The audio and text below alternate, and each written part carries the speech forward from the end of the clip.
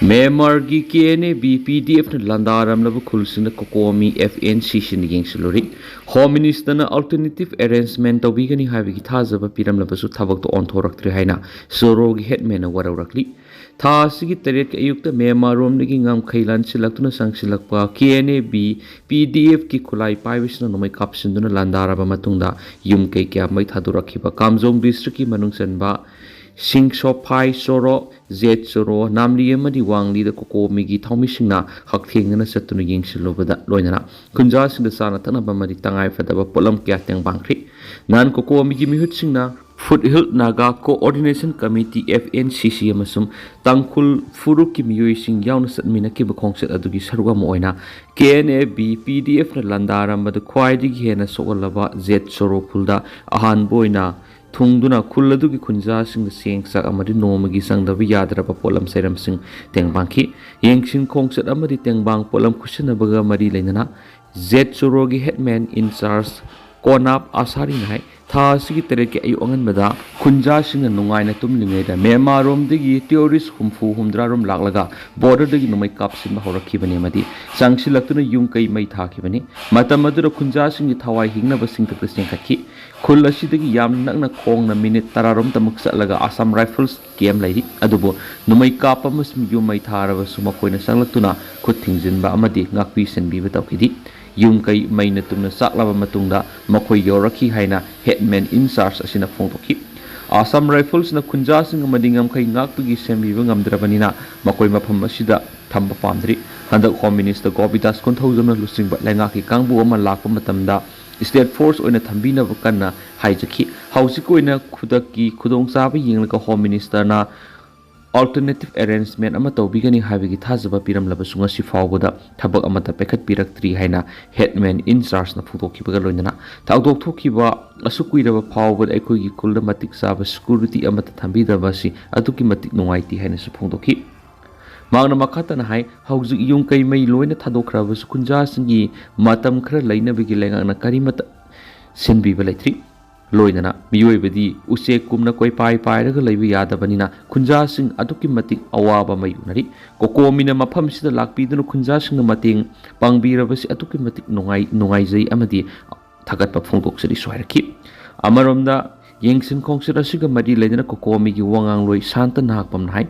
Etexa Taramba Kulsing a Sigi Manak the AR Laina, my Tarambaki Taudo, the Kunjasin Haking Uhobanatana, Etigado KNA-B Amason, PDF Nasataki, when having a video footage later, Masi Fawada, Home Minister Nakaramna, externals aggression at the Heidi Banaki, Trong Law Wigi Bomb Etek Amadi at a Taudokia, Namsinduna Tambagong, Zed Soro, Namli Amadi Wangli, Etek Asishu, Lengan Namsinduna Tamnabokon Arab Ranki, Taudo Sigi Matang Lengana. Asumu wapam Myanmar Putokadavani, Etek Asikana Sataramano, Kanagi Mata case locally Amadi, Langak na security Kari, Mari Lena Bakari Kongtang locally have to Miamda, Kangan Gadavanaki. Border Ngaki Hairadi State Force Captain Sungangani Hongyo, Ino Myanmar Ngam Kaigi Kamzong District Manungsina Ladiba Marueva Border Village Mapangi Mafam Sinda, State Force IRB Personal State UN Ladiba Security Force Contra Roma Pam Sinda, Station Tauduna. Nakhanbada Manipur gi ngam khaidi irai laina ngak ngamngani haina border area village organization gi president P Hongyo na phongtorakhi tha sigi taret ke ayukta Kamjong district ki manungsanba Z Soro Wangli amadi namli khulda Myanmar gi sanglakpo khulai paiba kuki militant singna khul sing asigi yung kaya mai thaki bamadi pochai luttawduna pukhibagi thawdoka mari lenana non indigenous peoples forum Manipur Naga youth organization amadi Naga gi ahalaman singal loinana yengsin khongsa sakre yengsin khongsa aduda kaka khulda thunglaba matamda border area village organization gi president unaba matungda Wapamasi Makata na Fundoki, Manipur Lenga ki puning sing siladun hai, Manipur gi maru ori pa ngam kai kulasida, Kunjasing yam na wana lady, Irawasina maram weraga Kunjasing law uduna chinjak pabu putok sa ngam laktri, Masi security matik sada kini, Maru ori pa ngam kai kulasing ngaki hai na Manipur Lenga na Kalabadi, ngam daba layroi, Hari ba maru oi ba wapam singa sida state ki layri ba security force ngi personal kontra rom tamang thamduna matik saba kulai pairaga ngakhan ba si arupa thaba mo ori mafam asida law uduna layri ba kunja singna kayam kuina ngak ngamgani kulai paibara landaragli ba sida kulai paibara kunja lomi singa karam thengna gani haina makhata khi Tamil Nadu ki anauba MLA sada marfuga humdoi crore ni ADR.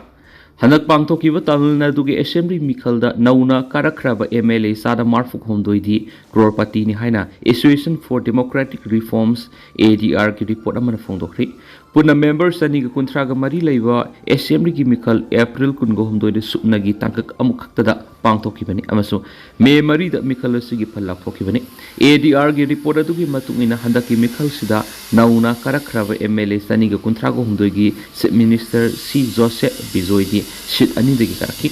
manungda sama ka maudraga humdoi natragana sada marfu humdoi gi lopa crore ama hienbegi lanthum lei nauna karakraba MLA manga khudingi maridi crorepati oiri hana report atuda phudoraki nauna karakraba MLA sani ga kuntraga humdoi gi oina punna lupa crore lising taramatu gi sani ga humfuga manga gi lanthum lei hana su report tu oli report atu gi matungina tuan political parties singi marak nauna karakraba AIADMK gi MLA singi oina sangsat lupa crore samga yankhagin figa point marfuga 89 gi lanthum leibaga loinana TBK gi MLA singi sangsata lupa crore 27.09 amasum DMK gi MLA singi na sangsata lupa crore 14.34 gi lanthum lei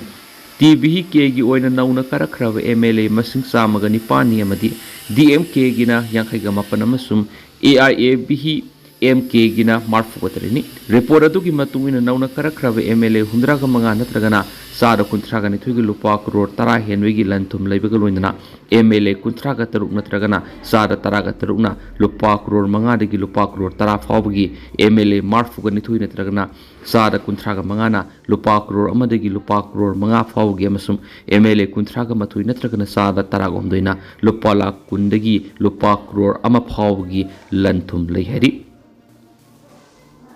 Bihar की accident तारे सिरे मरी सोकली बिहार की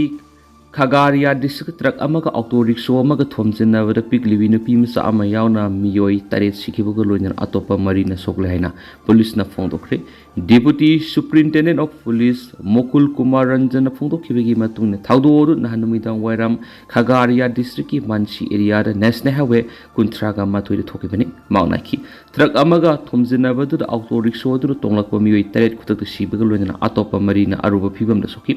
लाइखिद्रबसिंग अदुगी मनुंग था अनि खक्त ngaidi nupi masa ama nupi ama masum nupa masa ama yauri haina phongdok laduna mangnaiki asokpa singdo government hospital amada pokre laikhidra ba miyoi singa dugi masak maming khangtok na boko nari haina su official singna phongdok li haina paw muna makhata na phongdorakli tentang nasum na miyam na thamjagi aduga haujikoi nadi miyam paw si matang sai lusinjarage amasu makhata ba anova update miyam puna ngamina sana channel sigi maikiri gi myang phamda makhata na thamjari makhata ba anova update miyam puna ngamina si